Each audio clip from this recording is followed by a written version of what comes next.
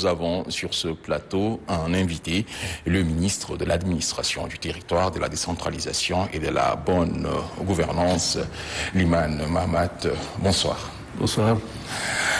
Monsieur le ministre, l'entretien, nous allons le commencer dès l'entame de cette édition, c'est-à-dire à l'instant même. Chers téléspectateurs, nous allons développer les titres dans un instant. Déjà, la première question, monsieur le ministre, vous avez été un maillon clé, un élément majeur donc ayant contribué à la réussite du dialogue national inclusif et souverain. Aujourd'hui, les plus hautes autorités du pays vous confient une grande mission, celle-là de mettre en musique les résolutions et recommandations du dialogue national inclusif et souverain. Quelles sont les priorités du moment, des priorités en rapport justement avec votre mission? Je vous remercie de m'offrir l'occasion de pouvoir parler de ma mission et surtout vous l'évoquiez, le rôle que j'ai eu à jouer pour l'organisation du dialogue et surtout son déroulement à travers ma présence au sein du Présidium. Je pense que c'est une lourde mission que le chef de l'État, le Premier ministre ont cru devoir me confier. Et la priorité donc, de cette mission, tout comme d'ailleurs pour tout le gouvernement, c'est œuvrer pour le retour à l'ordre constitutionnel normal dans notre pays. Donc, en ma qualité de ministre en charge de l'administration du territoire, ma première mission consiste à créer donc, les conditions pour qu'il y ait des consultations électorales libres, transparentes et sereines dans le pays. Et c'est ce que nous sommes en train de faire, à commencer par l'organisation de notre administration. Vous avez suivi récemment donc, la tenue de la conférence donc, des gouverneurs. C'était dans l'optique de les préparer à assumer pleinement donc, leurs responsabilités dans le cadre donc, de cette mission du gouvernement d'Union nationale.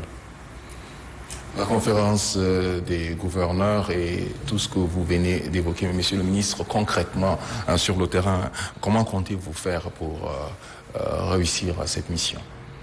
La réussite de la mission est tributaire de l'engagement collectif du gouvernement. Je pense que nous avons un cahier donc des charges, nous avons une feuille de route et chacun dans son domaine donc de compétences essaie d'œuvrer pour que à terme, nous puissions parvenir à l'application pleine et entière du cahier des charges. Et pour ce qui nous concerne, je vous le disais, j'essaie donc de créer le cadre d'encadrement, d'organisation de la population pour participer aux compétitions donc, électorales qui sont prévues. J'essaie également, donc, à travers tous les maillons donc, de la chaîne, de mieux gérer le territoire donc, national afin que ces consultations puissent se dérouler à la satisfaction. Et je pense que, suivant donc les orientations que nous avons donc reçues, nous avons enclenché le processus de mise en place de l'organe en charge de l'organisation du référendum constitutionnel, qui est le premier pas devant permettre donc le retour à l'ordre constitutionnel. Et ce premier pas, nous sommes en train donc de l'aborder sereinement à travers le comité en charge de l'organisation dont j'ai la lourde mission donc de conduire les travaux. Monsieur le ministre, vous avez parlé de votre feuille de route. Avez-vous suffisamment de temps pour justement amener cette mission à bout? Parce que le délai imparti est... Nous ne pouvons pas dire donc pour l'instant que le délai donc est trop court pour nous, parce qu'il s'agit quand même d'un délai impératif que le dialogue a arrêté, et je pense que le gouvernement d'Union nationale doit œuvrer sans relâche pour pouvoir donc tenir donc le délai. Le chef de l'État l'a également rappelé, et ce délai sera honoré. Dans tous les cas, c'est que nous sommes condamnés à honorer donc ce délai. Si nous voulons remplir notre obligation principale, qui est celle de permettre au pays de renouer avec l'ordre constitutionnel donc normal, nous ne pouvons que travailler donc sans relâche pour que les délais soient respectés. Parlons maintenant de Conorec. C'est un maillon clé également dans le dispositif. Évidemment, c'est que vous devez quand même donc vous souvenir que le dialogue national inclusif avait entrevu déjà la possibilité de mettre en place un organe ad hoc qui doit se charger de l'organisation du référendum constitutionnel. Et c'est par rapport à l'option qui a été arrêtée par les participants au dialogue. Pour les autres consultations, c'est l'organe de gestion des élections qui doit être mis en place. Et cet organe de gestion donc, des élections ne peut être mis en place que lorsqu'on aura adopté donc, la Constitution. Parce qu'il a été donc décidé au cours donc, du dialogue que l'OGE doit être constitutionnalisé. Donc pour le constitutionnaliser, forcément, il faut que ça soit prévu donc, dans la Constitution.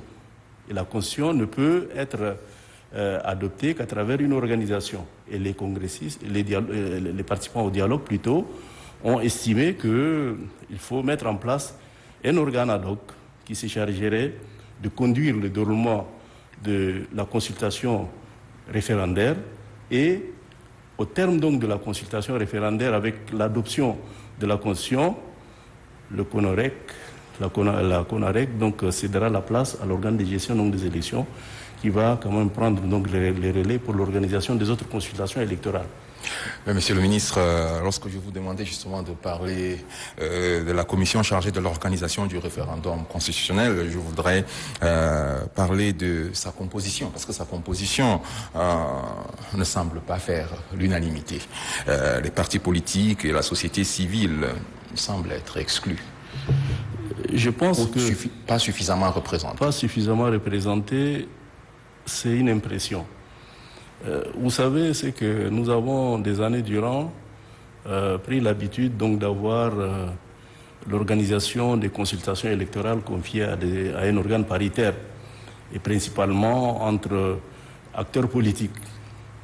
Il y a eu donc le dialogue et le dialogue a permis de mettre en place un gouvernement d'union nationale. Le gouvernement d'union nationale est sous le contrôle d'un Conseil national donc, de transition qui est pluriel, qui reflète le paysage sociopolitique du pays. Et dans la composition actuelle donc, de la CONOREC, et suivant donc, l'option que le gouvernement donc, a choisie, nous avons retenu 5 membres donc, du gouvernement, 6 membres issus du CNT qui sont de la société civile, 3 qui sont issus des partis politiques, 3 des ex-politico-militaires. Nous avons 4 qui ne sont pas apparentés au groupe précédent et qui procèdent également donc, des forces vives. Je veux parler donc des représentants donc, des personnes vivant avec un handicap, des représentants donc, des autorités traditionnelles, des personnes ressources et un représentant également des forces de défense et de sécurité. Donc, je pense que ce débat que d'aucuns ont cru devoir enclencher ne peut pas quand même donc être un débat qui pourrait occulter la réalité. Et la réalité est celle que je viens de vous décrire. Majoritairement, la société civile a le contrôle de la CONOREC. Et d'ailleurs, pour ce qui concerne son bureau... Et les partis politiques? Les partis politiques sont représentés à travers trois membres et dont de moindres. Nous avons le vendredi tenu une réunion, une première réunion d'ailleurs donc, du CONOREC, qui nous a permis de compléter donc, le bureau. Et je voudrais profiter donc de l'occasion pour vous annoncer que celui qui doit me seconder est un représentant de parti politique. Il est un représentant d'un parti politique fédéraliste, qui est le vice-président donc, de la CONOREC, et le rapporteur de la CONOREC est un membre donc éminent de parti politique Je veux parler donc de M. Mohamed Ahmed Alabo. Donc, vous conviendrez avec moi que la CONOREC, de par sa composition, reflète bien donc, le caractère inclusif que nous avons donc retenu pour quand même les organes qui doivent être en charge de la conduite des consultations électorales dans notre pays. Monsieur le ministre, si vous avez un mot à adresser aux Tchadiens qui vous suivent. Je voudrais solennellement demander à mes compatriotes de pouvoir s'inscrire résolument dans la dynamique devant nous conduire au retour à l'ordre constitutionnel. Nous ne pouvons plus continuer avec les combats d'arrière-garde. Le dialogue est fini. Il y a un gouvernement d'union nationale qui est en place. Le gouvernement d'union nationale a un cahier de charge qu'il doit quand même mettre donc en œuvre. Et nous devons tous nous mettre donc en ordre de bataille pour pouvoir donc parvenir à l'application pleine et entière du cahier des charges. Et le retour à l'ordre constitutionnel est un impératif pour tout le monde. Et je pense que nous, au niveau donc du gouvernement, nous y travaillons et nous souhaiterions que les autres jouent également donc leur partition en se préparant à vulgariser le projet de constitution qui sera soumis à l'approbation donc du peuple, en se préparant également donc à pouvoir se présenter, pour ceux qui le voudraient, aux consultations électorales qui suivront l'adoption de la Constitution qui sera soumise à l'approbation donc de notre peuple souverain. Voilà ce que je pourrais dire. Merci, Monsieur le ministre, d'avoir bien voulu répondre à notre invitation. Le rappel, nous avons reçu sur ce plateau comme invité le ministre de l'Administration du territoire, de la décentralisation et de la bonne gouvernance, Liman Mamad.